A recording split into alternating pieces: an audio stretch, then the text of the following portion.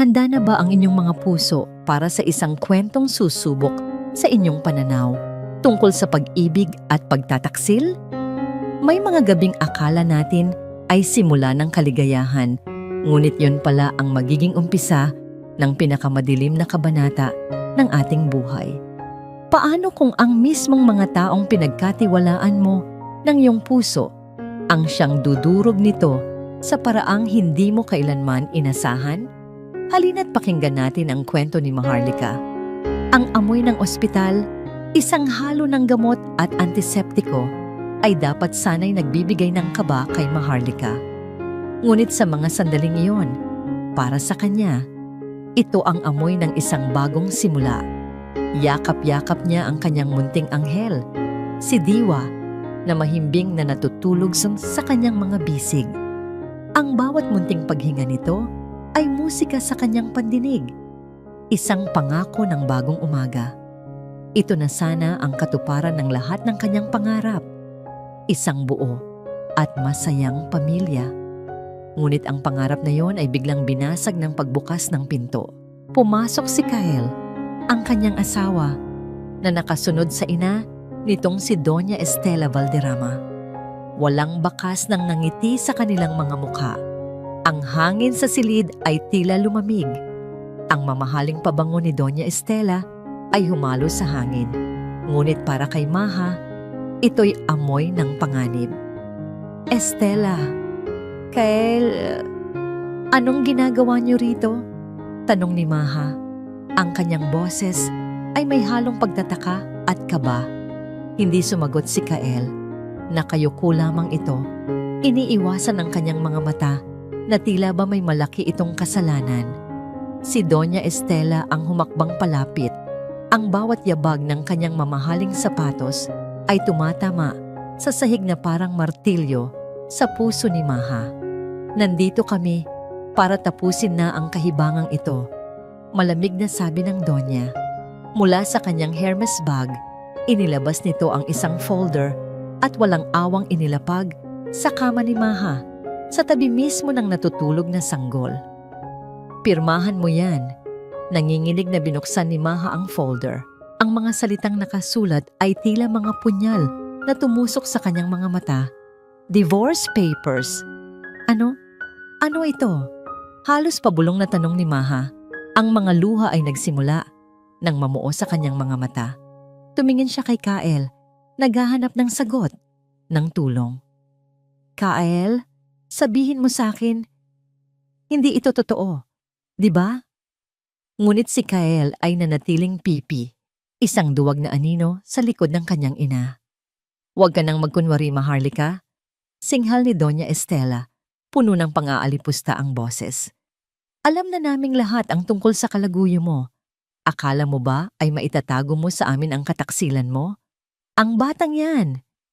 Itinuro nito si Diwa. Baka hindi pa yan, Valderrama. Ang bawat salita ay sampal na dumapo sa pagkatao ni Maha. Hindi totoo ito. Ito ay isang masamang panaginip. Walang katotohanan yan. Sigaw niya, ang boses ay basag na. Kael, sabihin mo sa kanila. Sabihin mong mahal natin ang isa't isa. Anak mo si Diwa. Sa wakas, nag-angat ng tingin si Kael. Ngunit ang nakita ni Maha sa mga mata nito ay hindi pagmamahal, kundi awa at pagsuko. Patawarin mo ako, Maha, pero mas makakabuti kung maghihiwalay na tayo. Gumuho ang mundo ni Maharlika. Ang lalaking pinangakuan niya ng habambuhay ay ang siya mismong nagbigay ng hatol sa kanya. Wala siyang nagawa, kundi ang umiyak habang dinampot ang pluma. Bawat letra ng kanyang pirma ay patak ng kanyang luha. Sa pagpirma niya, isinuko niya hindi lang ang kanyang asawa, kundi ang buong buhay na pinangarap niya. Ilang oras lang ang lumipas, pinalabas na siya ng ospital. Ngunit sa halip na umuwi sa mansyon ng mga Valderrama, isang taxi ang naghatid sa kanya sa labas ng malalaking gate nito. Bumuhos ang malakas na ulan, tila nakikidalamhati sa kanyang sinapit.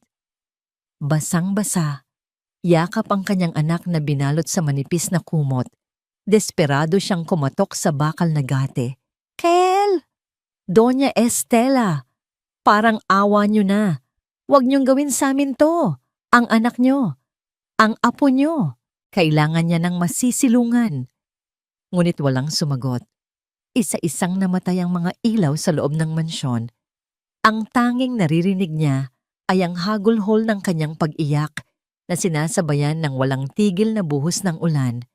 Ang pinto ng kanyang tahanan ay tuluyan ng isinara para sa kanya. Wala nang pag-asa. Tumalikod si Maha at nagsimulang maglakad palayo. Walang tiyak na patutunguhan. Ang bawat hakbang ay mabigat. Ang malamig na ulan ay tumatagos sa kanyang damit hanggang sa kanyang mga buto. Ngunit mas malamig pa ang kirot na nararamdaman niya sa kanyang puso. Habang naglalakad siya sa madilim na kalye, tinitingnan niya ang payapang mukha ni Diwa. Pangako anak, bulong niya sa hangin. Hindi kita pababayaan, babangon ako. At pagbabayaran nila ang ginawa nila sa atin. Sa gitna ng kanyang kawalan ng pag-asa, isang nakakasilaw na ilaw ang tumama sa kanya. Isang makintab na itim na sasakyan ang huminto sa kanyang tabi. Dahan-dahang bumaba ang bintana nito at mula sa dilim sa loob, isang boses ang nagsalita. Isang boses na kalmado, ngunit may bigat ng kapangyarihan. Maharlika Jimenez, may naghihintay sa iyo. 5 taon. 5 mahahabang taon na ang lumipas. Ngunit para kay Kael Valderrama, ang bigat ng nakaraan ay parang aninong nakakapit sa kanya araw-araw. Ang almusal sa mansyon ng mga Valderrama ay hindi na katulad ng dati. Wala nang tawanan, wala nang kwentuhan. Ang tanging maririnig lamang ay ang mahinang tunog ng mga kubyertos na tumatama sa mamahaling plato. Sa isang dulo ng mesa ay nakaupo si Doña Estela. Ang kanyang muka ay kasing tigas ng marmol. Sa tapat niya ay si Luningning, ang kanyang asawa, na pilit nang ngumingiti habang naglalagay ng lipstick na para bang iyon ang pinakamahalagang bagay sa mundo. Darling, nakita mo ba yung bagong collection ng bag sa Milan? I think I deserve one for all the stress. Malanding sabi ni Luningning. Wala na ba tayong ibang pag-uusapan kundi ang mga walang kwentang luho mo? Matigas na putol ni Doña Estela. Ang mga mata ay matalim na nakatutok kay Kael. Ang Valderrama Holdings ay malapit nang bumagsak at ang iniisip mo lang ay bagong bag? Napayoko si Luningning at muling bumalik ang nakakabinging katahimikan. At ikaw, baling ng Donya kay Kael, anong plano mo? Hihintayin mo na lang ba na mawala ang lahat ng pinaghirapan ng ama mo? 5 taon mula nang itama natin ang pagkakamali mo. Pero ano ang nangyari? Palubog tayo ng palubog. Ang pagkakamali na tinutukoy nito ay si Maha. Hindi na nila binabanggit ang pangalan niya. Ngunit alam ni Kael, bawat araw, naroon ang multo ng kanyang pagkakamali. Kinuyom niya ang kamao sa ilalim ng mesa. Gusto niyang sumagot. Gusto niyang sabihin na siya ang nagtulak sa kanya sa landas na ito. Ngunit tulad ng dati, ang mga salita ay nanatili sa kanyang lalamunan. Isa siyang duwag noon at duwag pa rin siya ngayon. Tumayo siya. May mahalaga akong pulong. Kailangan ko nang umalis. Hindi na niya hinintay ang sagot nila. Mabilis siyang umalis sa hapagkainan na iyon na parang isang kulungang puno ng multo. Sa kanyang opisina, sa likod ng malaking mahogany desk na minana pa niya sa kanyang ama, doon lamang siya nakakahinga ng maluwag. Ngunit kahit doon, hindi siya makatakas. Binuksan niya ang isang nakakandadong drawer. Mula sa ilalim ng mga papeles, kinuha niya ang isang luma at lukot na litrato, ang nag-iisang larawan na naitago niya. Si Maha, nakangiti habang karga ang bagong silang na si Diwa. Hinaplos niya ang mukha ni Maha sa litrato. Ang ngiti nito noon ay puno ng pag-asa. Ngayong, hindi na niya alam kung nasaan ito, kung anong nangyari sa kanila ng kanyang anak. Anak ko, ang salitang yon ay parang tinik sa kanyang dibdib. Sa loob ng 5 taon, walang araw na hindi siya pinahirapan ng pagsisisi. Isang katok sa pinto ang pumutol sa kanyang pag-iisip. Mabilis niyang itinago ang litrato. Pasok. Sir Kael, sabi ng kanyang sekretarya. Nasa boardroom na po ang lahat. Hinihintay na lang po ang representative mula sa Hiraya Global Ventures. Tumango si Kael, isang panibagong alon ng kaba ang bumalot sa kanya. Hiraya Global Ventures, ang kanilang huling pag-asa, isang misteryosong kumpanya na bigla na lang sumulpot at nilamon ang mga kakumpetensya nila. At ang CEO nito, na kilala lamang sa pangalang As, ay ang tanging taong maaaring sumalo sa kanila mula sa pagbagsak. Pagpasok niya sa boardroom, ramdam na ramdam ang tensyon. Ang mga board member, kasama si Doña Estela, ay tahimik na naghihintay. Ang kanilang mga mukha ay puno ng pagkabalisa. Ang kinabukasan ng Valderrama Holdings ay nakasalalay sa pag-uusap na ito. Lumipas ang 10 minuto, 15 minuto. Ang bawat tiktak ng orasan sa dingding ay parang nagundong. At sa wakas, bumukas ang pinto. Pumasok ang isang babae. Nakasuot ito ng isang itim na power suit na perpektong bumagay sa kanyang katawan. Ang bawat hakbang ng kanyang stiletto heels ay may tunog ng kapangyarihan at kumpiyansa. Nakatalikod ito sa kanila habang dumidiretso sa malaking bintana. Tinitingnan ang syudad sa ibaba. Hindi nila makita ang mukha nito. Tanging ang anyo ng isang taong sanay na mag-utos at pamunuan ng mundo.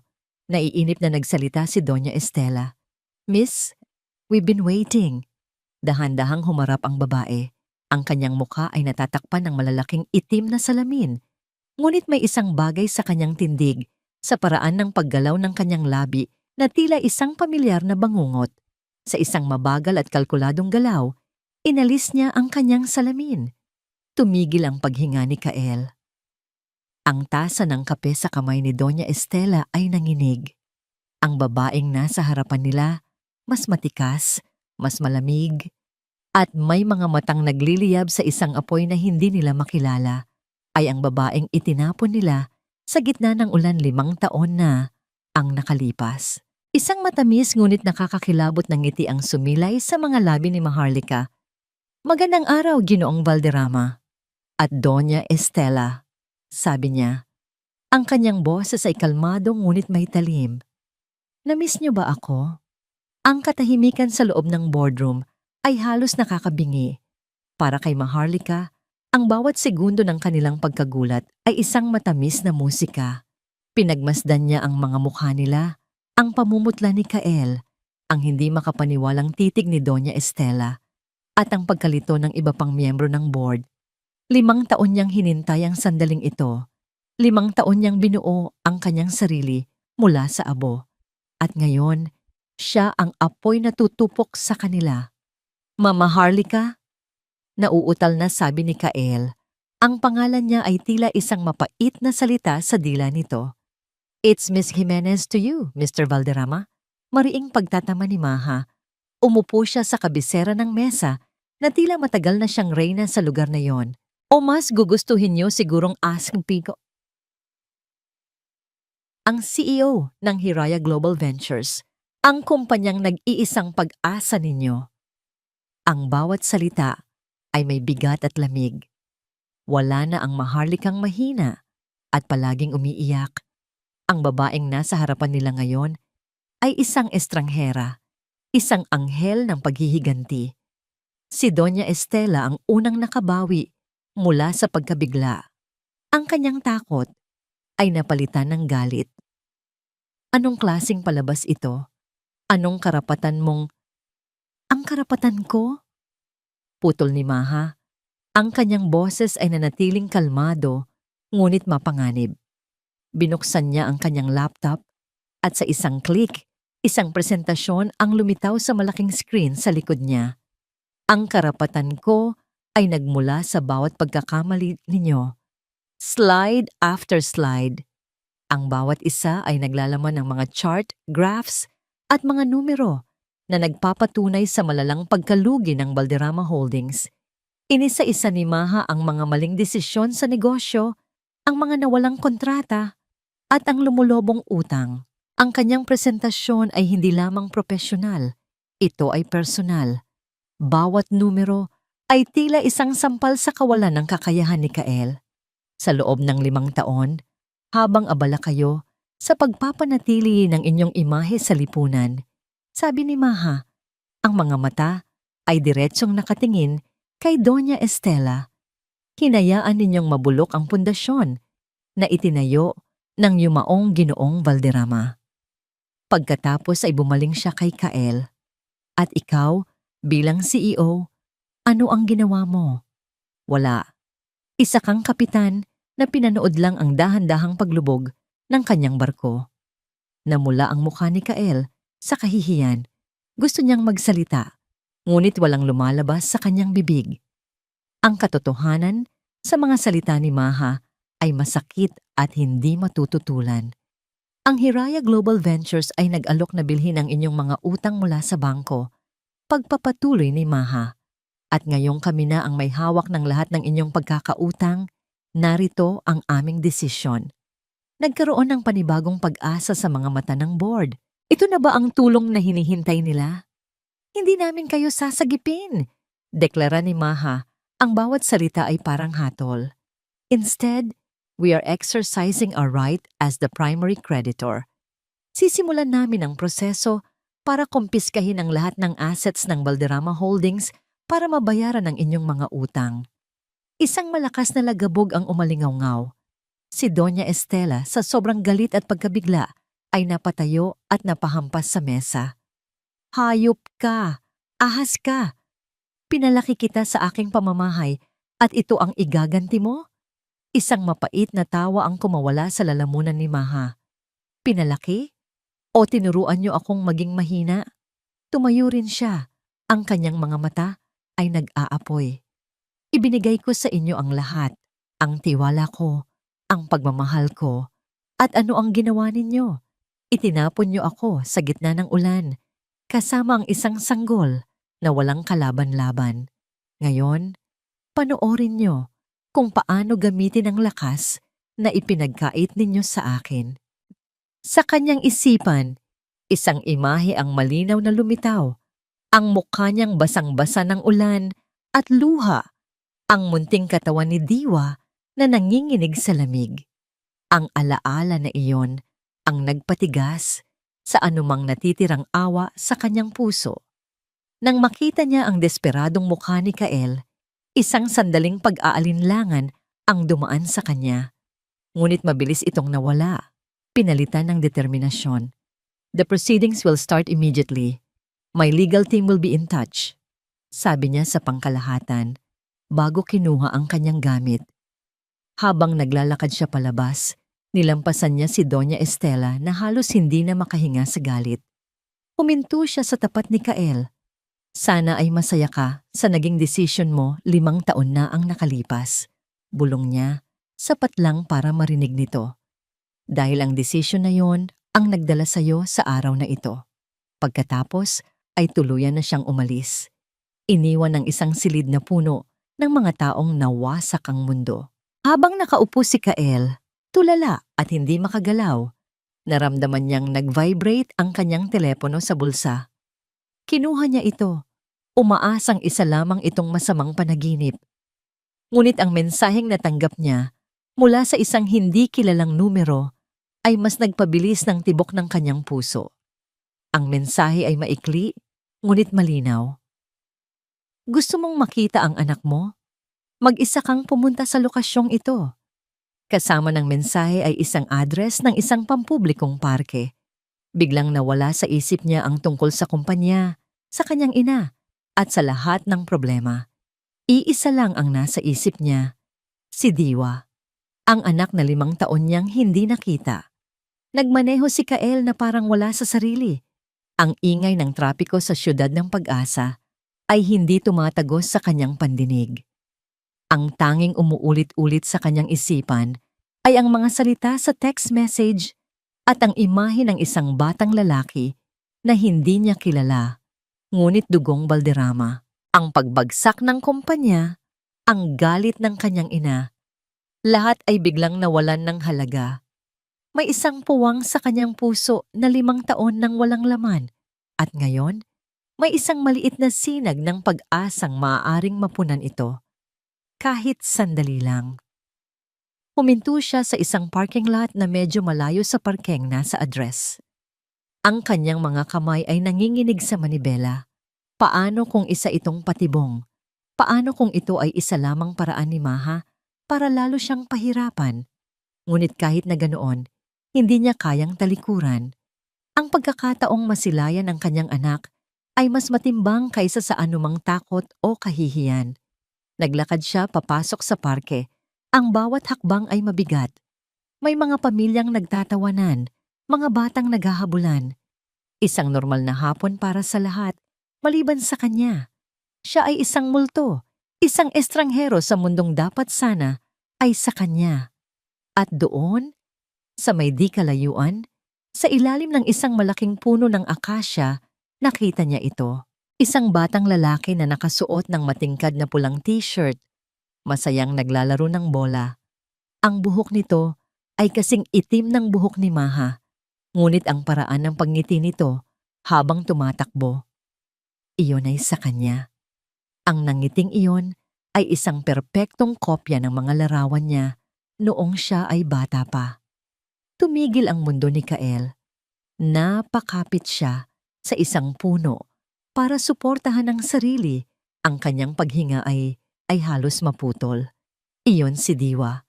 Ito ang anak ko. Ang mga luha ay nagsimulang mamuo sa kanyang mga mata. Isang halo ng sakit at kagalakan na hindi niya maipaliwanag. Gusto niyang tumakbo, gusto niyang yakapin ang bata at sabihing, "Anak, ako ang papa mo." Ngunit ang kanyang mga paa ay tila nakabaon sa lupa. Pinipigilan ng 5 taon ng pagkakasala. Masaya siyang bata, hindi ba? Isang pamilyar na boses ang bumasag sa kanyang pag-iisip. Hindi na niya kailangang lumingon para malaman kung sino ito. Tumayo si Maha sa tabi niya, nakatingin din sa direksyon ni Diwa. Nakasuot ito ng simpleng bestida, walang bakas ng CEO na humarap sa kanila kanina. Ngunit ang lamig sa kanyang mga mata ay naroon pa rin. "Maha, pakiusap." Halos magmakaawang sabi ni Kael, ang kanyang boses ay garalgal. Gusto ko lang siyang makausap, kahit 1 minuto lang."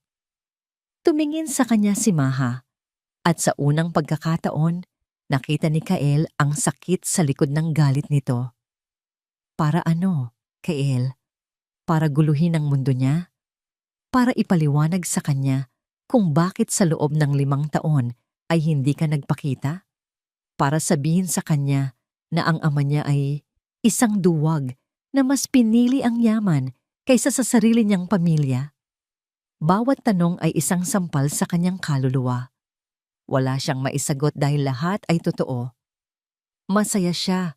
Pagpapatuloy ni Maha, ang tingin ay bumalik kay Diwa. Pinalaki ko siyang hindi kailangan ng kahit anong may apelyidong Balderrama. Pinalaki ko siyang buo kahit na winasak ninyo ako. Patawarin mo ako, Maha. Huli na para diyan. Mabilis na sagot ni Maha. Huminga siya ng malalim, tila kinokontrol ang sarili. Ipinatawag kita rito hindi para sa'yo, kundi para sa akin. Gusto kong makita mo mismo kung ano ang sinayang mo. Gusto kong maramdaman mo ang sakit na nararamdaman ko araw-araw. Maari mo siyang tingnan mula sa malayo. Iyan lang ang karapatan na ibibigay ko sa'yo. Habang pinagmamasdan ni Kael ang kanyang anak na tumatawa, isang alaala ang bumalik sa kanya. Ang alaala noong unang beses niyang kargahin si Diwa sa ospital. Ang gaan nito sa kanyang mga bisig, ang maliliit nitong daliri na kumapit sa kanya. Sa sandaling iyon, naramdaman niya ang isang pagmamahal na purong-puro. Nangako siya sa sarili niya na poprotektahan niya ito.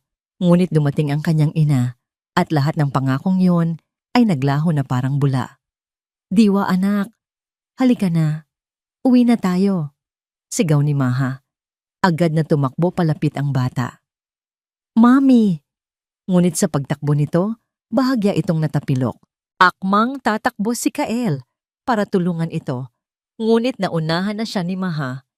Mabilis nitong niyakap si Diwa. Dahan-dahan lang anak, okay ka lang? Tumango ang bata at ngumiti.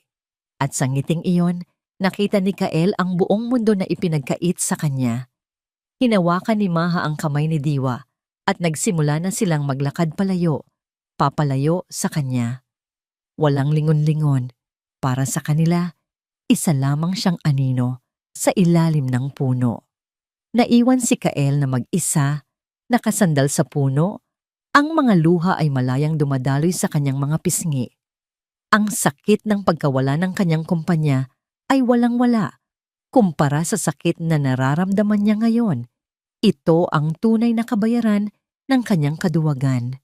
Ngunit sa di kalayuan, mula sa loob ng isang nakaparadang sasakyan, may isang taong hindi nakatingin sa parke. Ang atensyon nito ay nakatuon kay Kael. Isang camera lens ang nakazoom in sa kanyang mukha na puno ng luha, sa kanyang anyong talunan. Isang click, isa pang click. Bawat larawan ay nakuhanan ang bawat anggulo ng kanyang kahinaan. Kinuha ng driver ang telepono at mabilis na nag-dial. Hello, Doña Estela.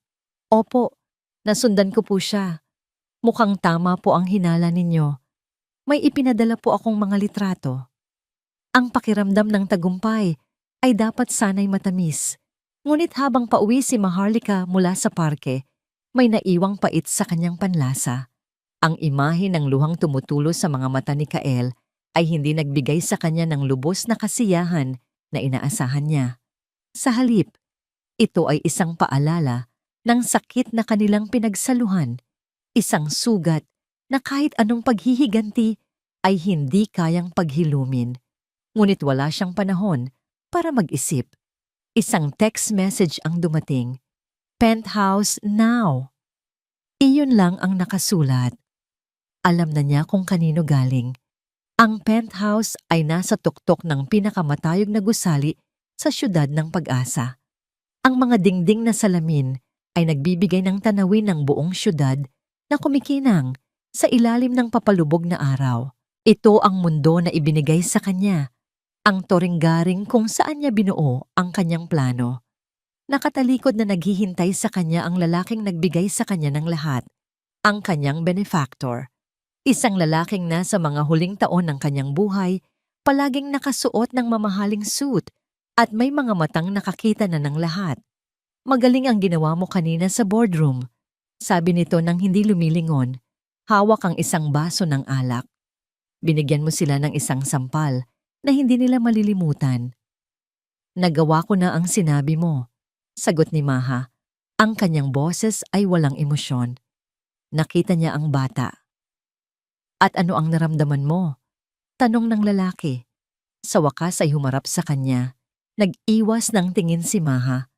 Naramdaman ko ang dapat kong maramdaman, kasiyahan. Ngunit kahit siya ay hindi kumbinsido sa sariling salita. Ngumiti ang lalaki, isang ngiting hindi umabot sa kanyang mga mata. Huwag mong hayaang linlangin ka ng iyong puso, Maharlika. Ang awa ay isang lason sa gitna ng digmaan. Huwag mong kalimutan kung bakit ka narito. Huwag mong kalimutan ang gabing iyon ng ulan. Tumango si Maha, ngunit may isang tanong na 5 taon nang bumabagabag sa kanya. Mayroon lang akong hindi maintindihan, sabi niya. Bakit ako? Sa dami ng mas matatalino at mas makapangyarihan, bakit ako ang tinulungan ninyo para gawin ito? Matagal na tumahimik ang lalaki. Lumapit ito sa bintana. Tinitingnan ang gusali ng Valderrama Holdings sa di kalayuan. Dahil nakita ko sa iyo ang apoy na minsan na ring nag-alab sa akin. Dahil ang kaaway mo ay kaaway ko rin. Anong ibig niyong sabihin? Kilala mo ba kung paano nagsimula ang Valderrama Holdings? Tanong nito. Itinayo iyon ng 2 magkapatid. Ang isa ay ang ama ni Kael. Ang isa ay ako. Nanlaki ang mga mata ni Maha. Ang pangalan ko ay Ricardo Soliman, pagpapakilala ng lalaki. At ang asawa ni Doña Estela, ang yumaong si Antonio Valderrama, ay kapatid ko. Parang bombang sumabog ang mga salitang yon sa isipan ni Maha.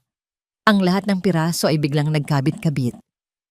Noong nabubuhay pa ang kapatid ko, maayos ang lahat. Pagpapatuloy ni Ricardo, ang boses ay puno ng pait. Ngunit si Estela, kahit noon pa man, ay sakim sa kapangyarihan. Nang mamatay si Antonio dahil sa atake sa puso, ginawa niya ang lahat para mawalan ako ng mana. Ginamit niya ang mga koneksyon niya, ang mga abogado niya, hanggang sa wala nang natira sa akin mula sa kumpanyang ako mismo ang tumulong magtayo. Tumingin siya ng diretso kay Maha. Katulad mo, itinapon niya rin ako na parang basura. Sa loob ng maraming taon, pinanood ko siya mula sa malayo habang itinataas niya ang pangalan ng Valderrama na para bang sa kanya lamang iyon. Naghintay ako ng tamang pagkakataon at dumating ka.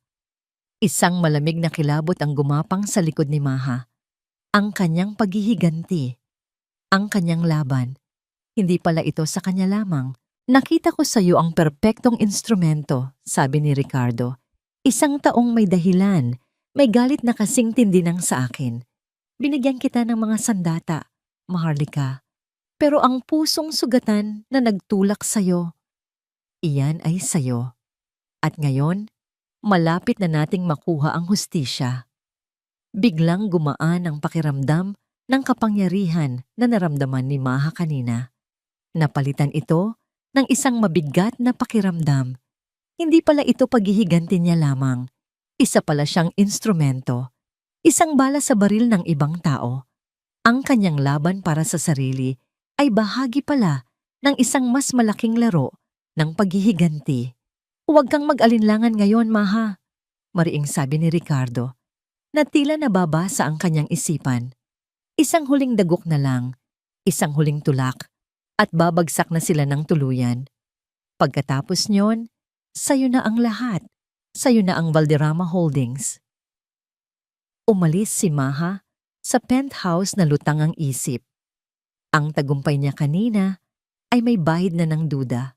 Pagdating niya sa kanyang tahimik na tahanan, ang lugar na naging santuwaryo niya at ni Diwa, may napansin siyang isang bagay sa tapat ng kanyang pinto. Isang simpleng brown na envelope na walang pangalan, walang anumang marka. Kinakabahan niya itong dinampot at pumasok sa loob. Nanginginig ang mga kamay niya habang binubuksan ito. Sa loob, may ilang mga litrato. Ang unang litrato ay si Kael, nakasandal sa puno. Ang muka ay basang-basa ng luha.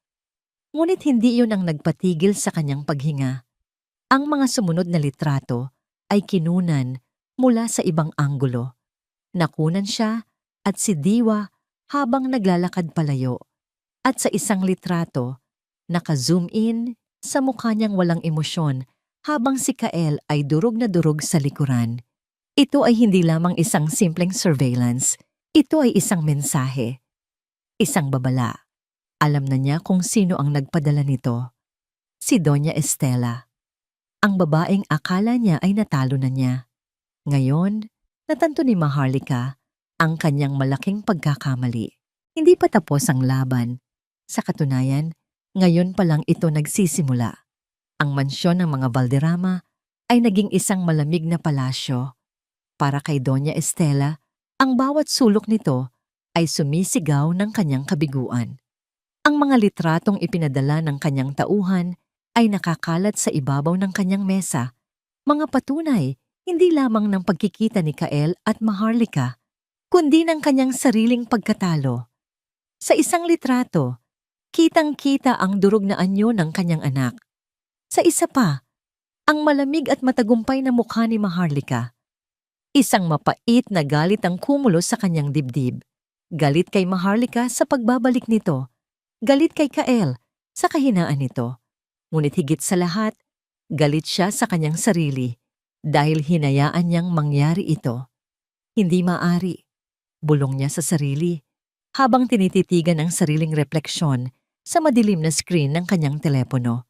Hindi ako magpapatalo sa isang babaeng galing sa putikan. Dinampot niya ang telepono at nagdial. Ito ang numero na matagal na niyang hindi tinatawagan. Isang koneksyon mula sa isang mundong mas madilim, Isang taong sanay sa paghahanap ng mga lihim. Robles, sagot ng boses sa kabilang linya. Estela Valderrama here, sabi niya. Ang kanyang boses ay matigas at walang bahid ng anumang emosyon.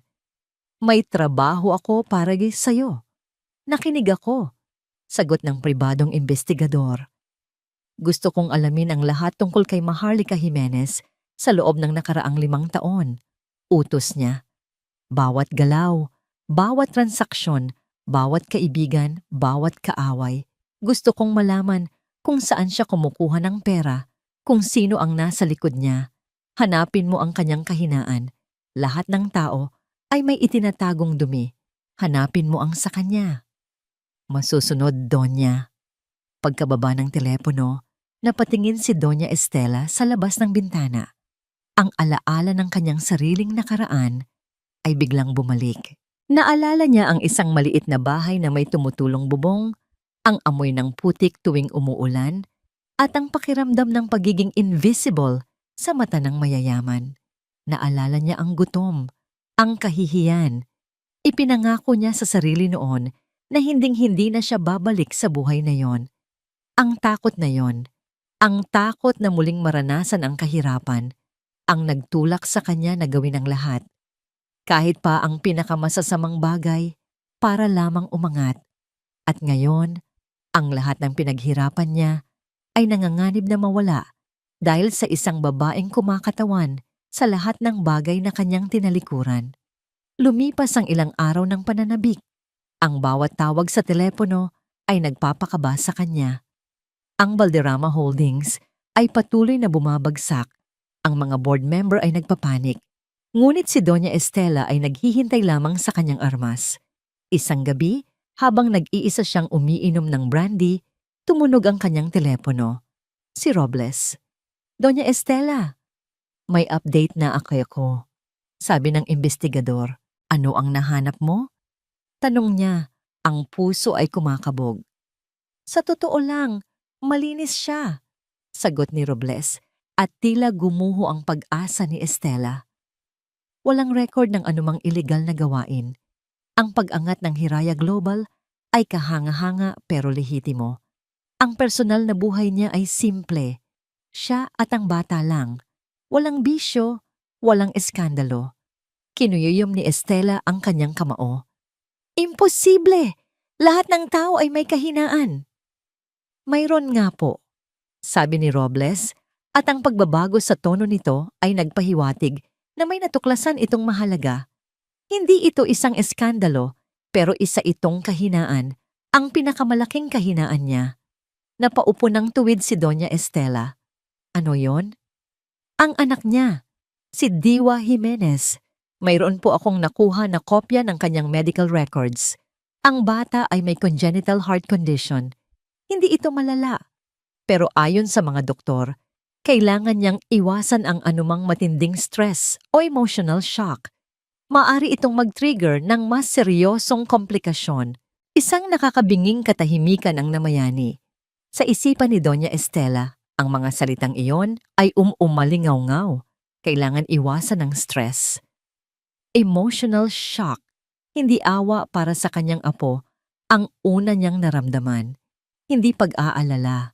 Isang munting ng ngiti ang unti-unting sumilay sa kanyang mga labi.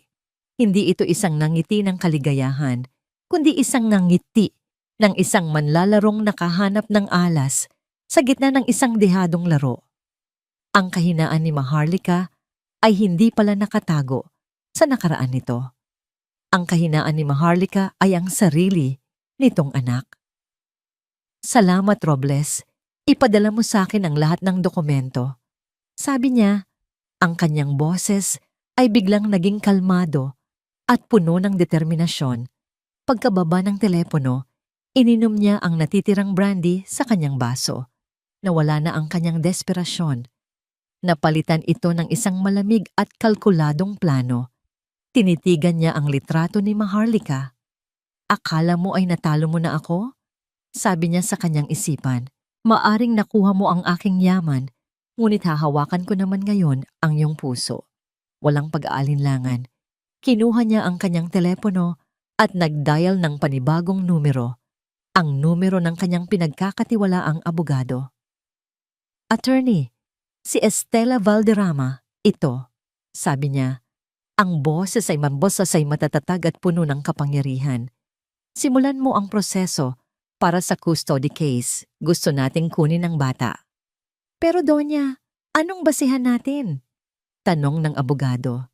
Isang nakakakilabot na ngiti ang muling gumuhit sa mga labi ni Doña Estela. "Sabihin na lang nating may alas ako." Ang kapangyarihan ay isang bagay na natutunan ni Maharlika na isuot na parang baluti. Sa loob ng Hiraya Global Ventures, siya ay si AS, isang reynang bakal na hindi natitinag. Ngunit sa pagdating ng isang opisyal na sobre mula sa korte, ang baluting iyon ay biglang gumuho at sa ilalim nito ay muling lumitaw ang isang ina na puno ng takot. Hawak niya ang mga dokumento, ang kanyang mga kamay ay nanginginig sa galit. Petition for custody. Ang mga pangalan ni Kael Valderrama at Estela Valderrama ay nakasulat bilang mga petitioner. Ngunit ang pinakamasakit basahin ay ang mga dahilan. Isang ina na hindi matatag ang emosyon. Nakatuon sa personal na paghihiganti. Isang kapaligirang hindi angkop sa pagpapalaki ng isang bata. Ginamit ni Doña Estela ang mismong plano niya laban sa kanya. Ang bawat hakbang na ginawa niya para wasakin ang mga Valderrama ay ngayon ipinipinta bilang katibayan ng kanyang pagiging isang masamang ina. "Ito ay desperasyon, Maha," sabi ng kanyang abogado sa isang pulong kinabukasan. Alam ni Doña Estela na wala siyang laban sa negosyo, kaya dinadala niya ang laban sa personal na level. Gagamitin niya ang lahat para siraan ka. Iuungkat niya ang nakaraan, ang paghihiganti mo. Ipipinta ka niya bilang isang babaeng mapanganib at puno ng galit. "Pero kasinungalingan yan," giit ni Maha. "Ang lahat ng ginagawa ko ay para sa kinabukasan ni Diwa." "Alam ko," malumanay na sagot ng abogado. "Pero sa korte, ang persepsyon ay kasing halaga ng katotohanan. At si Doña Estela ay dalubhasa sa pagmamanipula ng perception." Umuwi si Maha na may bigat sa dibdib. Ang digmaang akala niya ay malapit nang matapos ay nagbukas lamang ng panibagong larangan. At sa larangang ito, ang premyo ay ang kanyang anak. Kinagabihan, sinubukan niyang isantabi ang lahat. Oras na para sa kanya at kay Diwa. Nagbabasa siya ng paboritong libro ng anak nang mapansin niyang tila nahihirapang huminga ang bata. May bahagyang sipol sa bawat paghinga nito. "Anak, ayos ka lang?" tanong niya. Hinahaplos ang likod nito. "Medyo masikip po, Mami," sabi ni Diwa. Ang mga mata ay bahagyang nanlulumo. Isang malamig na takot ang biglang bumalot kay Maha. Hindi ito ang unang beses, ngunit sa bawat pagkakataon, parang laging may humahaplos na yelo sa kanyang puso. Walang pag-aalinlangan, binuhat niya si Diwa at mabilis na nagtungo sa ospital. Sa emergency room, habang inoobserbahan si Diwa, kinausap siya ng doktor ng bata. "Maha, ang kondisyon ni Diwa ay stable naman, pero napapansin namin na nagiging mas madalas ang mga ganitong episode." Paliwanag ng doktor. "Mayroon bang anumang pagbabago sa inyong environment? Anumang bagay na maaaring magdulot sa kanya ng stress?" Umiling si Maha, ngunit alam niya sa sarili niyang nagsisinungaling siya. Ang buong buhay niya ngayon ay stress, ang galit, ang tensyon, ang paghihiganti. Kahit gaano niya subukang itago, nararamdaman yon ng kanyang anak. "Kailangan mong maintindihan," pagpapatuloy ng doktor. "Ang puso niya ay mas sensitibo. Kailangan niya ng isang kapaligirang kalmado at masaya. Ang matinding emotional stress ay ang pinakamalaking panganib para sa kanya. Iwasan mo yon sa abot ng iyong makakaya." Ang mga salitang yon ay parang mga pako na ibinaon sa puso ni Maha. Ang paghihiganting kanyang itinayo para bigyan ng hustisya ang anak. ay ang siya mismong naglalagay dito sa panganib. Nang gabing iyon, habang mahimbing na natutulog si Diwa sa kama ng ospital, nakaupo si Maha sa tabi niya. Pinagmamasdan ang payapang mukha nito. Hinawakan niya ang maliliit nitong kamay. Dito nagsimula ang lahat, sa isang silid ng ospital. At ngayon, narito na naman sila, ngunit sa ilalim ng ibang sitwasyon. Ang kanyang plano ay perpekto. Bawat hakbang ay kalkulado.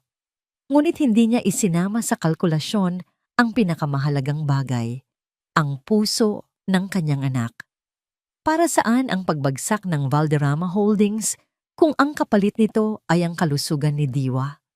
Anong saysay ng pagluhod ni Doña Estela sa kanyang harapan kung ang bawat araw naman ay puno ng takot na baka anumang oras ay bumigay ang puso ng kanyang anak? Sa sandaling iyon, ang lahat ng galit niya ay napalitan ng isang malalim na takot. Natakot siya hindi kay Doña Estela, kundi sa sarili niya. Natakot siya na sa sobrang pagnanais niyang maging isang anghel ng paghihiganti, ay nagiging demonyo na siya sa buhay ng sarili niyang anak. Umiyak siya ng tahimik. Isang pag-iyak na hindi dahil sa awa sa sarili, kundi dahil sa purong takot ng isang ina. Habang pinupunasan niya ang kanyang mga luha, biglang umilaw ang kanyang telepono. Isang hindi rehistradong numero ang tumatawag. Kinakabahan niya itong sinagot. Hello? Nakamusta na ang apo ko? Ang malamig at puno ng panunuya na boses ni Doña Estela ang sumagot. Narinig ko ay nasa ospital daw siya. Nanigas si Maha. Paano niya nalaman? Huwag ka nang magtaka, Maharlika. Tila nabasa ng Donya ang kanyang isipan. Walang nangyayari sa'yo na hindi ko nalalaman. Nagkaroon ng sandaling katahimikan bago nagpatuloy ang matandang babae. Ang bawat salita ay may kamandag. Handa ka na bang makipag-ayos, Maharlika? O gusto mong makita ang pangalan ng anak mo kasama ang kanyang medical condition sa lahat ng headline bukas? Ang balita ay dumating kay Kael na parang isang malakas na sampal. Hindi sa pamamagitan ng opisyal na dokumento, kundi sa pamamagitan ng isang kaswal na pagbanggit mula sa kanyang ina habang sila'y naghahapunan. Nagsimula na ang proseso, sabi ni Doña Estela habang kalmadong hinihiwa ang kanyang steak. Sa loob ng ilang buwan, si Diwa ay titira na dito sa mansyon kung saan siya tunay na nabibilang. Nabitiwan ni Kael ang kanyang kubyertos. Ang tunog ng pagbagsak nito sa plato ay umalingaw-ngaw sa tahimik na silid kainan. Ano? Anong sinasabi mo, Ma? Ang sinasabi ko ay kinukuha natin ang bata. Sagot ng Donya, hindi man lang nag-aangat ng tingin. Mayroon tayong malakas na kaso. Isang ina na ginugugol ang lahat ng oras at enerhiya sa paghihiganti ay hindi isang matatag na magulang. Isang bagay sa loob ni Kael ang biglang naputol. Ang lubid ng pasensya at kaduwagan na matagal nang nakatali sa kanya ay sa wakas ay nalagot. Tumayo siya. Ang kanyang silya ay gumawa ng malakas na ingay sa sahig. Hindi, mariin niyang sabi. Sa unang pagkakataon, tumingin sa kanya si Doña Estela, may bahid ng pagkagulat. Anong sabi mo? Sabi ko, hindi! Sigaw ni Kael, ang kanyang boses ay umalingaw-ngaw sa buong mansyon. Hindi mo gagawin yan! Hindi natin gagawin yan! Sinundan niya ang kanyang ina patungo sa library nito, ang lugar kung saan ito gumagawa ng lahat ng kanyang malalamig na desisyon. Hindi mo ba naririnig ang sarili mo, Ma? Gagamitin natin ang isang bata, ang sarili nating kadugo, para lang manalo sa isang laban na tayo naman ang nagsimula. Wala kang alam sa mga ginagawa ko, Kael, ganti ng Donya. Ginagawa ko ito para iligtas ang pamilyang ito, ang pangalan natin. Anong pamilya? Anong pangalan? Tumatawang mapait si Kael. Wala nang pamilya. Sinira mo yun 5 taon na ang nakakaraan. At ngayon, sisirain mo naman ang buhay ng isang inosenteng bata? Ma, may sakit sa puso si Diwa. Apo mo siya. Hindi mo ba nakikita? Puso ng apo mo ang pinag-uusapan natin. Ang pag-amin ng sakit na yon, ang pagbanggit sa kahinaan ng kanyang anak, ang nagbigay sa kanya ng isang tapang na hindi niya kailanman naramdaman. Ngunit si Doña Estela ay hindi natinag. Sa halip, isang malamig na ngiti ang sumilay sa kanyang mga labi. Kaya nga, dahil may sakit siya, mas lalo dapat siyang mapunta sa atin kung saan mayroon tayong pinakamagagaling na doktor. Iyan ang alas natin, Kael. Napatulala si Kael. Ang kanyang ina ay hindi lamang malupit. Siya ay isang halimaw na kayang gawing sandata ang sakit ng sarili nitong apo. Akala mo ba ay tungkol lang ito sa paghihiganti ni Maharlika? Sabi ng Donya, habang kinukuha ang isang folder mula sa kanyang mesa at ibinabato ito sa harapan ni Kael. Tingnan mo yan, maging lalaki ka at harapin mo ang tunay na kalaban. Nanginginig na binuksan ni Kael ang folder. Sa loob ay mga litrato at dokumento. Mga litrato ni Maharlika kasama ang isang matandang lalaki. Isang pangalan ang paulit-ulit na lumitaw. Ricardo Soliman. Sino siya? Tanong ni Kael. Siya ang kapatid ng ama mo. Sagot ni Doña Estela, ang bawat salita ay may lason. Ang tiyuhin mong matagal nang gustong wasakin ang pangalang Balderrama. Akala mo ba ay nag-iisa si Maharlika? Isa lamang siyang puppet, Kael. Isang bala sa baril na matagal nang nakatutok sa atin. Kung mananalo si Maharlika, hindi lang tayo ang matatalo.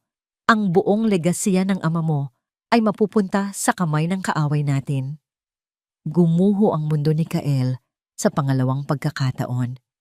Ang galit niya ay napalitan ng isang nakakalulang pagkalito. Si Maha? Isang papet? Ang lahat ng ito ay hindi lamang simpleng paghihiganti. Sinusubukan ng kanyang ina na manipulahin siya. Alam niya iyon. Ngunit ang mga dokumento sa kanyang harapan ay hindi nagsisinungaling. Ang laban ay mas malaki pala kaysa sa inaakala niya. Naipit siya sa gitna. Sa isang panig ay ang ina niyang demonyo. At sa kabilang panig ay ang babaeng minahal niya na ngayon ay kasangkapan ng isa pang kaaway. Umalis siya sa library na parang isang zombie. Iniwan ang kanyang inang muling nakaupo sa kanyang trono. Kontento na nakuha na naman niya ang kontrol. Nagkulong si Kael sa kanyang opisina. Ang isip niya ay naguguluhan. Ngunit sa gitna ng lahat ng ingay, ang mga banta ng kanyang ina, ang katotohanan tungkol kay Ricardo, isang imahe ang nanatiling malinaw. Ang mukha ni Diwa na tumatawa sa parke. Isang batang walang kamuwang-muwang sa maduming laro ng mga matatanda. Kinuha niya ang litratong itinatago niya. Si Maha at ang kanilang bagong silang na anak. Hindi. Hindi siya papayag. Hindi siya papayag na ang kanyang anak ang maging premyo sa digmaang ito. Ang kanyang katapatan ay hindi na sa pangalang Balderrama. Ang kanyang katapatan ay sa batang lalaking may ngiti na katulad ng sa kanya. Nanginginig, dinampot niya ang kanyang telepono. Nag-scroll siya sa kanyang mga contact hanggang sa makita niya ang isang numerong matagal na niyang hindi tinatawagan. Ang numero ng pribadong abogado ni Maha na ibinigay sa kanya noon para sa mga usaping pinansyal ng diborsyo. Nagbaka sakali siyang iyon pa rin ang numero nito. Nang may sumagot, ang kanyang boses ay nanginginig at halos pabulong. Maha, sabi niya, umaasang makakarating dito ang mensahe. Si Kael to. Maha, kailangan nating mag-usap. Agad. Tungkol ito sa anak natin at sa isang mas malaking panganib.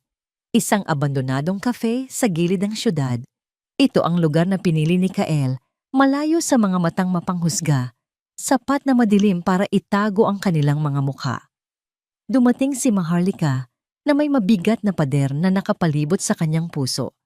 Hindi siya nagtitiwala. Para sa kanya, bawat galaw ni Kael ay bahagi ng isang mas malaking laro na kontrolado ni Doña Estela.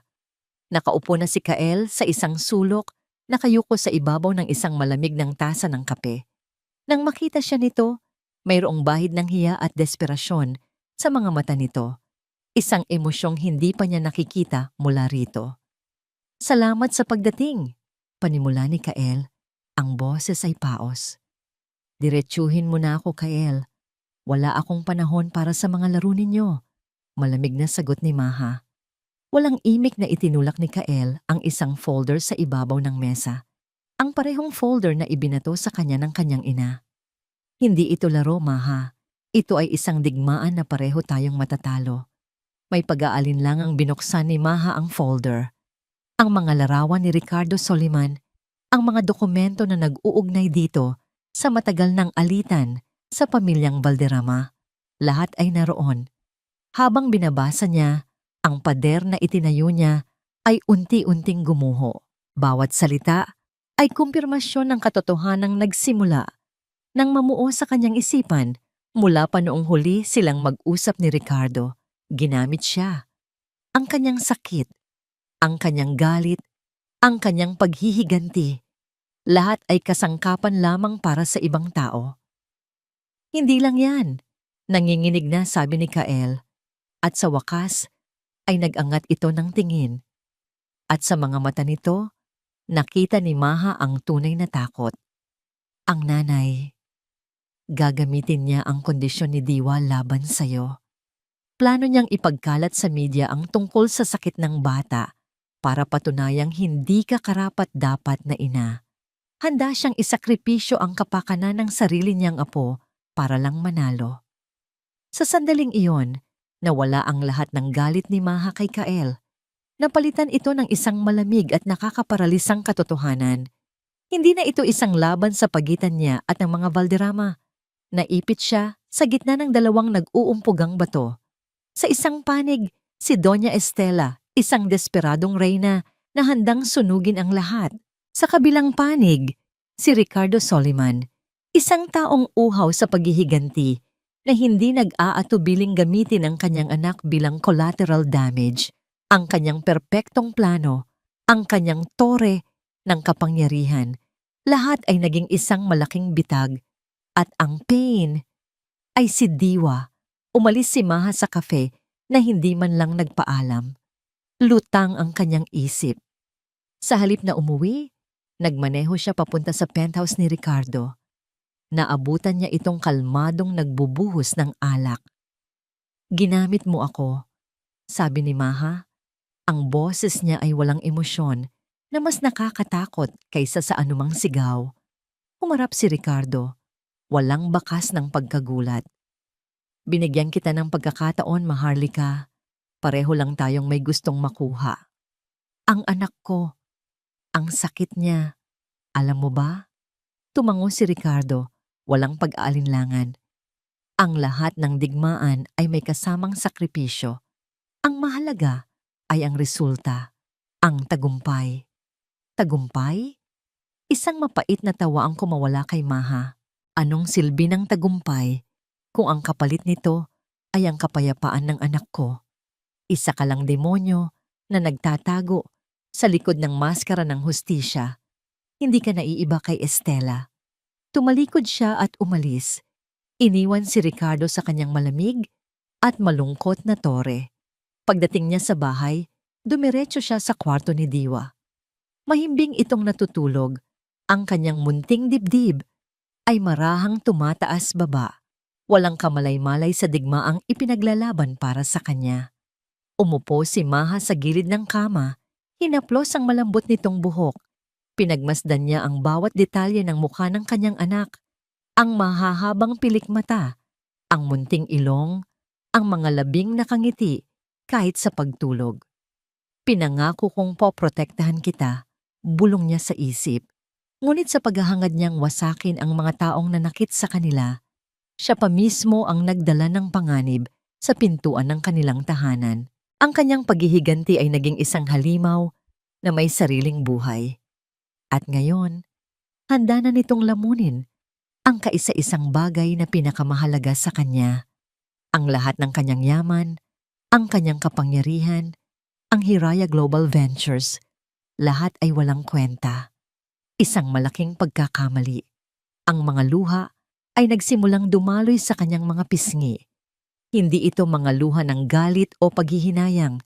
Ito ay mga luha ng isang inang natalo. Natalo hindi ni Doña Estela, kundi ng sarili niyang pagmamataas. Natalo ng paghihiganting bumulag sa kanya. Niyakap niya ang sarili, nanginginig sa bigat ng katotohanan. Tapos na ang laban. Kailangan na itong matapos. Kinuha niya ang kanyang telepono, ang bawat galaw ay mabagal at tila isang malaking sakripisyo. Hinanap niya ang numero ni Doña Estela. Sa bawat pagring, humihigpit ang kapit niya sa kumot ni Diwa. Nang sa wakas ay may sumagot, huminga siya ng malalim. Tinipon ang lahat ng natitirang lakas. Wala nang tigas, wala nang pagbabanta sa kanyang boses. Tanging ang tunog ng isang inang sumusuko. Manalo ka na, Doña Estela. Pag-usapan natin ang mga kondisyon. Ang boardroom ng Valderrama Holdings, ang parehong lugar kung saan ipinahayag ni Maharlika ang kanyang paghihiganti, ay ngayon ang naging entablado para sa kanyang pagsuko. Ngunit sa pagpasok ni Maha, walang bakas ng pagkatalo sa kanyang anyo. Ang kanyang damit ay simple, ngunit elegante po. Ang kanyang tindig ay tuwid. Ang kanyang mga mata, bagamat may bahid ng kalungkutan, ay puno ng isang bagong klase ng kapayapaan at determinasyon. Naghihintay na sa loob si Doña Estela.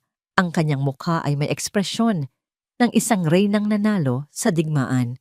Sa tabi nito ay si Kael na hindi mapakali sa kanyang upuan. Ang mga mata ay nagpapalipat-lipat sa pagitan ng kanyang ina at ni Maha.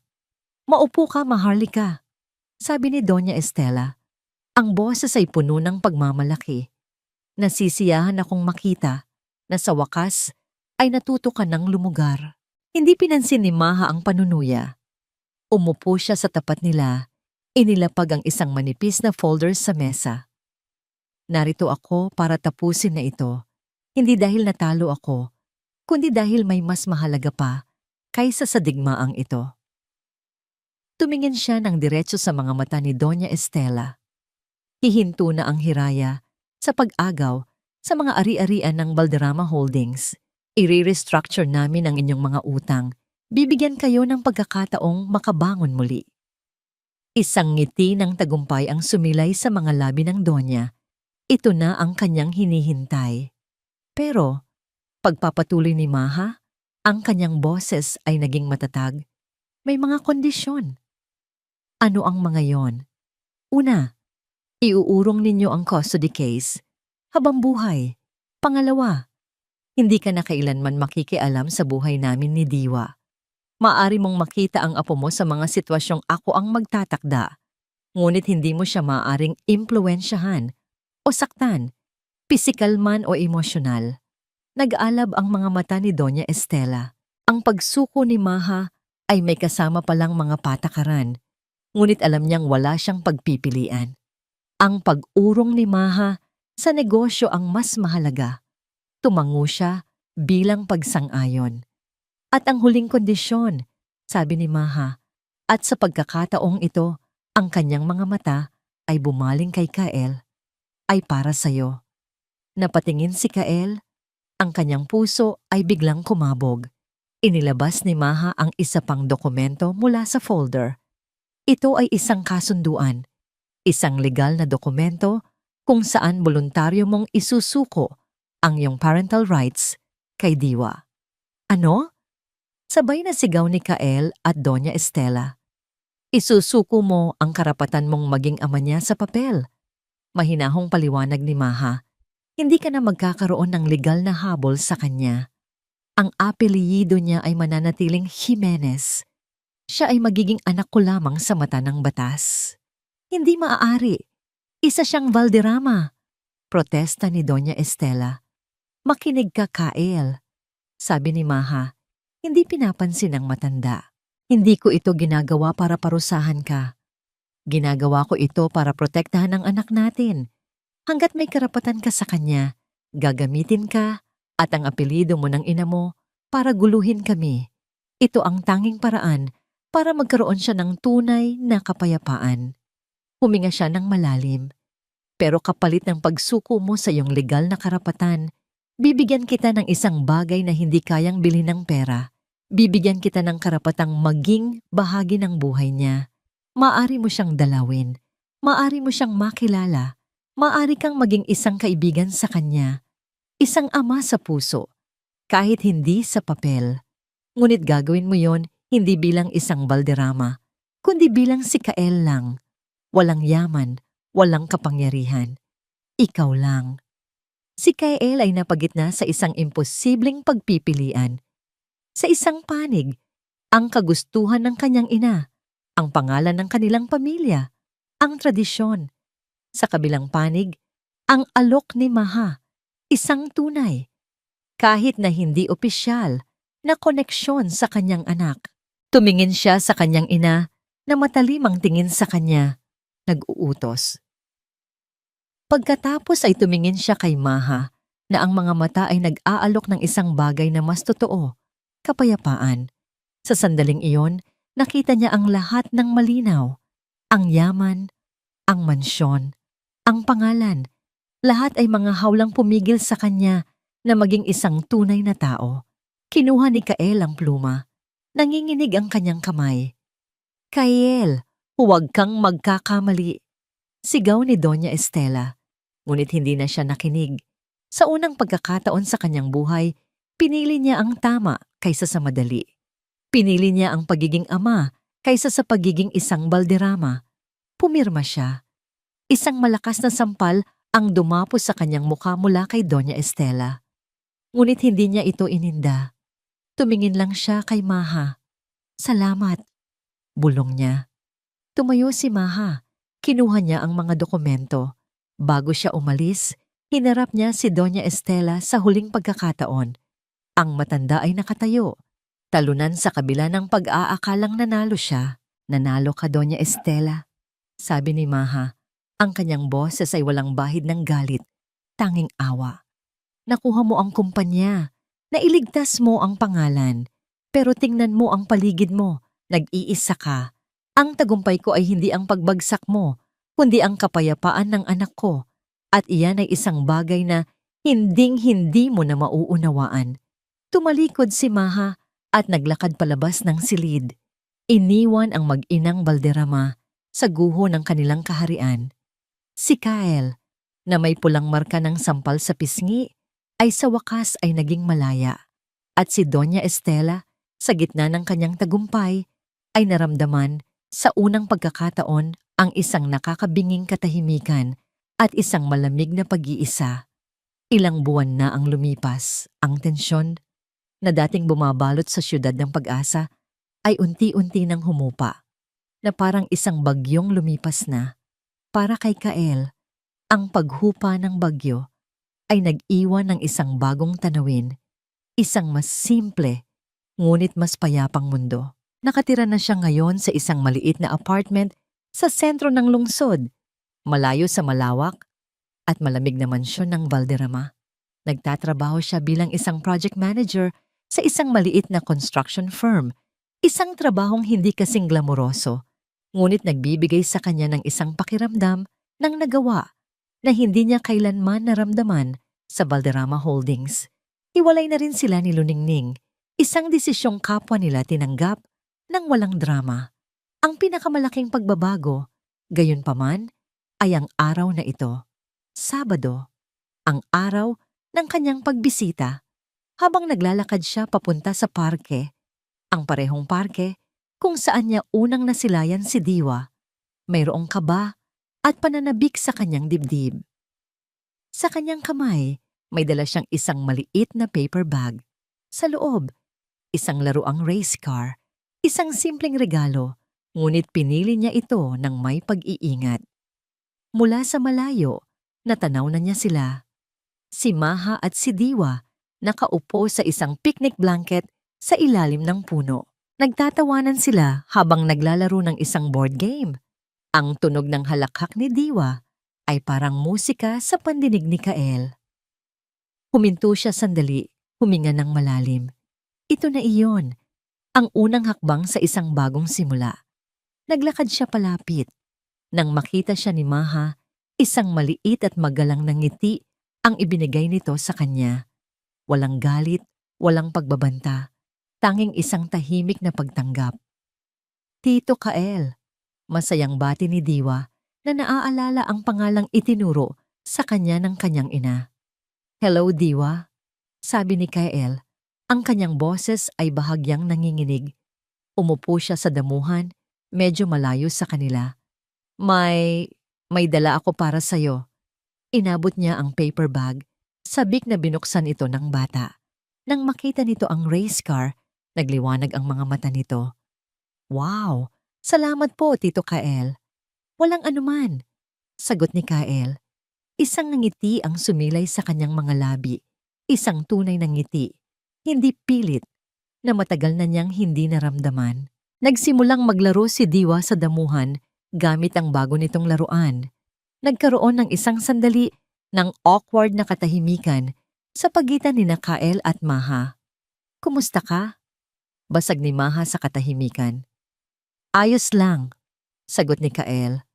Mas payapa. Tumango si Maha. Ang tingin ay nakatuon pa rin sa naglalarong anak. Mabuti yan. Walang masyadong salitang namagitan sa kanila, ngunit sa katahimikang yon, mayroong isang hindi sinasabing pag-unawa. Isang pagtanggap sa nakaraan at isang pagtingin sa hinaharap. Pinanood nila si Diwa. Dalawang magulang na pinaghihiwalay ng tadhana, ngunit pinag-ugnay ng isang pagmamahal na mas malakas kaysa sa anumang galit. Sa kabilang dako ng syudad, sa loob ng mansyon ng Valderrama, ang katahimikan ay may ibang kahulugan. Ito ay mabigat at malungkot. Nakaupo si Doña Estela sa kanyang malawak na sala. Hawak ang isang kupita ng alak kahit tanghali pa lamang.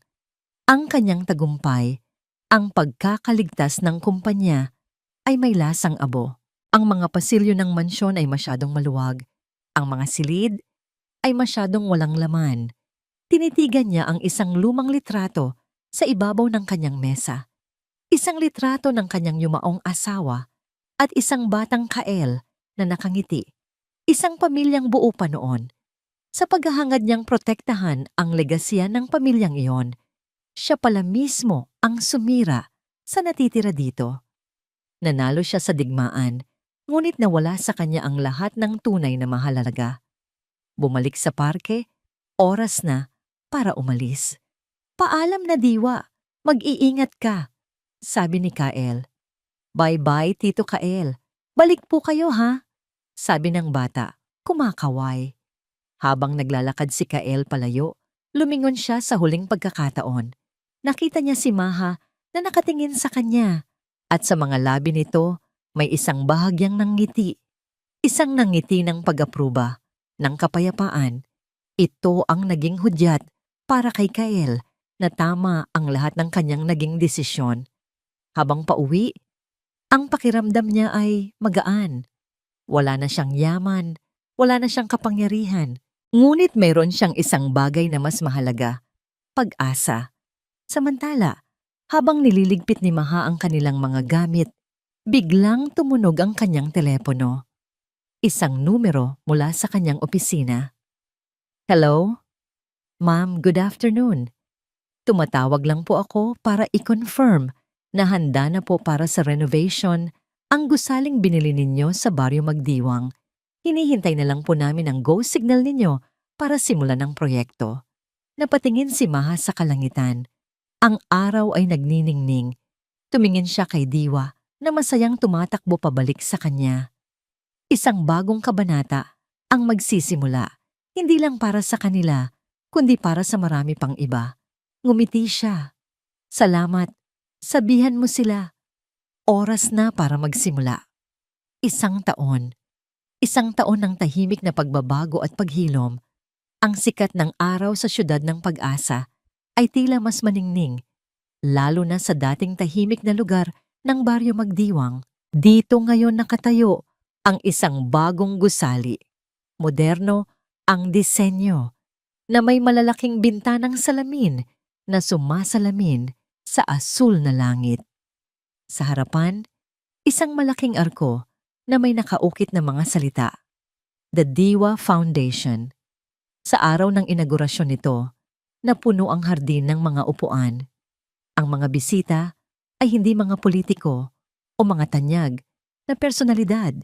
Sila ay mga babae, mga ina, karamihan ay mag-isang nagtataguyod ng kanilang mga anak. Ang kanilang mga mukha ay may bakas ng hirap, ngunit sa mga sandaling iyon, puno ng pag-asa. Nakatayo si Maharlika sa isang simpleng entablado, hindi bilang si Asino, ang CEO na kinatatakutan, kundi bilang si Maha, ang tagapagtatag. Sa tabi niya ay si Diwa, na ngayon ay isang malusog at bibong 6 na taong gulang na bata. Mahigpit ang hawak sa kanyang kamay. Magandang umaga po sa inyong lahat. Panimula ni Maha, ang kanyang boses ay malinaw at matatag, umaalingaw-ngaw sa pamamagitan ng sound system. Marami sa inyo ang nagtatanong kung bakit ko itinayo ang pundasyong ito. Ang sagot po ay simple. Dahil minsan, ako rin ay naging tulad ninyo. Huminga siya ng malalim. Inalala ang gabing iyon ng ulan. 5 taon na ang nakalilipas. Naranasan ko pong mawalan ng lahat sa isang iglap. Isang gabi, natagpuan ko ang aking sarili sa lansangan. Basang-basa sa ulan, yakap ang aking bagong silang na anak. At walang kahit isang sentimo sa aking bulsa. Naramdaman ko ang takot, naramdaman ko ang galit, at higit sa lahat, naramdaman ko ang pag-iisa. Tumingin siya sa mga mata ng mga babaeng nasa harapan niya at nakita niya ang sariling refleksyon sa kanila. Ang galit na yon, pagpapatuloy niya, ay ginawa kong sandata. Ginamit ko ito para bumangon. Nagtayo ako ng mga pader sa paligid ng aking puso. Naging matigas ako, naging malakas. At sa aking pag-angat, iisa lang ang nasa isip ko, ang paghihiganti. Akala ko, kapag nakita kong bumagsak ang mga taong nanakit sa akin, doon ko matatagpuan ang kapayapaan. Ngunit nagkamali ako. Sabi niya, ang kanyang boses ay bahagyang nanginig sa emosyon. Habang papalapit ako sa aking tagumpay, papalayo naman ako sa aking sarili. Ang paghihiganti ay isang apoy na hindi lang tumutupok sa kaaway. Tinutupok din nito ang taong may hawak nito. At sa proseso, muntik ko nang madamay ang kaisa-isang bagay na pinakamahalaga sa akin. Hinaplos niya ang ulo ni Diwa na tumingala sa kanya ng may pagmamahal. Natutunan ko ang isang mahalagang aral. Ang tunay na lakas ay hindi nasusukat sa kung paano tayo manakit pabalik. Ito ay nasusukat sa kung paano natin ginagamit ang ating mga sugat para maghilom. Hindi lamang para sa ating sarili, kundi para sa iba. Kaya't ang lakas na dati kong ginamit para sa paghihiganti ay narito ngayon, ibinubuhos sa pundasyong ito. Itinaas niya ang kanyang kamay, itinuturo ang gusali sa likod nila. Ang Diwa Foundation ay isang kanlungan, isang lugar kung saan ang mga single mothers ay makakahanap ng tulong legal, suporta sa emosyon at mga kasanayan para makapagsimula muli. Ito ay isang pundasyon na itinayo hindi mula sa bato at semento, kundi mula sa sakit na ginawang pag-asa. Ito ang aking tunay na tagumpay. Nagpalakpakan ng mga tao. Ang iba ay may luha sa mga mata. Sa gitna ng mga bisita, sa may likuran, nakatayo si Kael. Tahimik siyang nanonood. May isang maliit na ngiti sa kanyang mga labi. Hindi siya bahagi ng entablado, ngunit masaya siyang maging isang saksi sa magandang pagbabagong ito. Pagkatapos ng seremonya, habang nagkakasiyahan ang mga bata, nilapitan ni Diwa si Maha. "Mami, para sa atin po ba ang bahay na to?" Tanong ng bata. Ngumiti si Maha at lumuhod para magpantay sila. "Hindi lang para sa atin, anak. Ito ay para sa lahat ng mami na kailangan ng tulong para maging kasing lakas mo." "Wow!" sabi ni Diwa. "So, parang superhero ka, mami?" Natawa si Maha at niyakap ng mahigpit ang kanyang anak. "Ikaw ang superhero ko, Diwa. Ikaw ang diwa ng buhay ko." Habang papalubog ang araw, magkahawak kamay na naglakad palayo sina Maha at Diwa. Ang mahabang anino nila ay humahaba sa damuhan. Ang kanyang paghihiganti ay tapos na. Ang kanyang paghilom ay nagsisimula pa lamang. Sa kanyang puso, wala ng galit, wala ng pait, tanging isang malawak na kapayapaan at isang pag-ibig na nagligtas sa kanya mula sa sarili niyang kadiliman. Ang tunay na pundasyon ng kanyang buhay ay hindi na galit, kundi pagmamahal. At sa pundasyong yon, alam niyang kaya na nilang harapin ang anumang bukas. At dito nagtatapos ang ating kwento. Isang paglalakbay na nagturo sa atin na ang pinakamalalim na sugat ay maaaring maging bukal ng pinakadakilang lakas. Ang paghihiganti ay maaaring magbigay ng panandaliang kasiyahan, ngunit ang tunay at pangmatagalang kapayapaan ay matatagpuan lamang sa pagpapatawad, hindi para sa iba, kundi para sa ating sarili, at sa pagpiling gamitin ang ating sakit para maging pag-asa para sa iba. Maraming salamat po sa inyong walang sawang pagsubaybay sa kwento ni Maharlika. Sana po ay may napulot kayong aral at inspirasyon. Ano po ang masasabi ninyo sa kanyang naging desisyon sa huli? At anong klaseng kwento naman po ang gusto ninyong mapakinggan sa susunod? I-comment nyo lang po sa ibaba. Ang inyong mga saloobin ay mahalaga sa amin. Hindi dito nagtatapos ang ating paglalakbay. Marami pa pong kwentong kasing ganda at mas puno ng aral dito sa aming channel.